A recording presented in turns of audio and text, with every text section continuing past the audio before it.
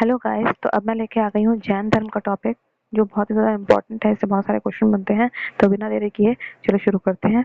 जैन धर्म में 24 तीर्थकर हुए। ये तीर्थकर जो है ये कल्प सूत्र बुक में है, और कल्प सूत्र बुक किसकी है? भद्रबाहु ने लिखी है। ठीक है। फिर जैन धर्म वैदिक काल से ही मौजूद थी। अब देखो, इसके तीर्थकर और प्रतीक चिन्ह देख लेते हैं। ऋषभ देव आदित्यनाथ, सांड या वृषभ, अहिंसा और अपरिग्रह मिला हुआ है इसमें। ठीक है। अजीतनाथ हाथी, संभवनाथ घोड़ा, नामी या नामिनाथ नीला कमल, अरिष्टनेमी या नेमिनाय शंख, ऋग्वेद में उल्लेख है इसका।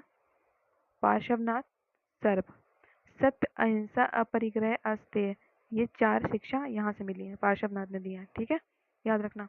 और एक बात याद रखना कि यहाँ पे जो लास्ट शिक्षा दी गई है वो महावीर स्वामी ने दी है। ठीक है। और लास्ट शिक्षा क्या है? लास्ट शिक्षा है ब्रह्मचर्य। ये ब्रह्मचर्य जो है ये महावीर स्वामी ने जोड़ा था। और इनका जो प्रतीक था वो क्या था? सिंह। अच्छा, महावीर स्वामी जो है वास्तविक संस्थापक माने जाते हैं जैन धर्म के। और इनका जन्म 540 बीसी में हुआ था कुंडग्राम में, वैशाली में। मृत्यु इनकी 468 बीसी में हुई थी पावापुरी में। महावीर स्वामी के बचपन का नाम क्या था? वर्धमान था। और पिता का नाम क्या था? सिद्धार्थ। ज्ञात्रक कुल के थे। माता का नाम क्या था? त्रिशिला था। लिच्छवी के राजा चेतक की बहन थी ये। ठीक। पत्नी का नाम क्या था? यशोदा। बेटी का नाम क्या था? प्रियदर्शनी या अणुजा भी कह देते हैं इसको। ठीक। इनके दामाद का नाम, यहाँ पे दामाद का नाम नहीं लिखा है पर मैं बता देती हूँ। इनके दामाद का नाम था जमाली।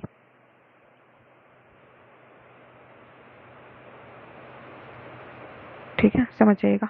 जमाली नाम था, और जमाली इनके पहले शिष्य भी थे, उन्हीं को पहले से उपदेश भी दिया था इन्होंने। ठीक है। फिर 30 वर्ष की उम्र में गृह त्याग इन्होंने कर दिया था। 12 साल से कठोर तपस्या कर रहे थे ये, और इन्हें ज्ञान की प्राप्ति हुई थी। और ज्ञान की प्राप्ति इनको कहाँ हुई थी? किसी को पता है? कोई बताएगा? तो ज्ञान की प्राप्ति इनको वैशाख दशमी में हुई थी, झिझक ग्राम में, या जम्भृक ग्राम भी कहते हैं उसको। ठीक है। ऋजुपालिका नदी के किनारे हुई थी, और साल वृक्ष के नीचे हुई थी। याद रखना, पूछ लेता है ये कहाँ पे हुई थी। ठीक है। और नदी ही पूछ लेता है। बुद्ध के उपदेश कौन सी भाषा में थे? पाली भाषा में थे। और जैन धर्म के उपदेश कौन से थे? प्राकृत भाषा में थे। ये दोनों बहुत ज़्यादा इम्पोर्टेंट है, ये दोनों बहुत याद कर लेना। ठीक है। जैन धर्म की संगीतियाँ कहाँ हुई थी, अब वो देख लेते हैं। जैन धर्म की संगीतियाँ 300 बीसी में पाटलिपुत्र, स्थूलभद्र, चंद्रगुप्त मौर्य, ये सब थे इसमें। ठीक है। और 300 बीसी में श्वेतांबर और दिगंबर 2 भागों में बट गया था। ठीक है। जो श्वेतांबर का जो मेन थे, जिन्होंने श्वेतांबर संभाला वो थे स्थूलभद्र, और जिन्होंने दिगंबर संभाला वो थे भद्रबाहु। ठीक है। श्वेतांबर को मतलब श्वेतांबर नाम से ही समझ में आ रहा है, श्वेत वस्त्र पहनते थे, सफेद सफेद वस्त्र पहनते थे। जबकि दिगंबर जो होते थे वो नग्न रहते थे। ठीक, वो कुछ नहीं पहनते थे। फिर 512 एडी। एडी का फुल फॉर्म किसी को पता है तो कमेंट में बताना। वल्लभी गुजरात में हुआ था। और देवर्धि क्षमा श्रवण थे यहाँ पे। ठीक, आगे चलते हैं। जो मेन संगीतियाँ थी वो मैंने आपको बता दी है। अब आगे चलते हैं कि जैन धर्म के त्रिरत्न क्या थे। इससे क्वेश्चन बनता है। सम्यक दर्शन, सम्यक आचरण, सम्यक ज्ञान, ये याद कर लेना, इंपॉर्टेंट है। ये शब्द जो दिए गए हैं ये महावीर स्वामी के गुण और उनके महत्व को बताते हैं।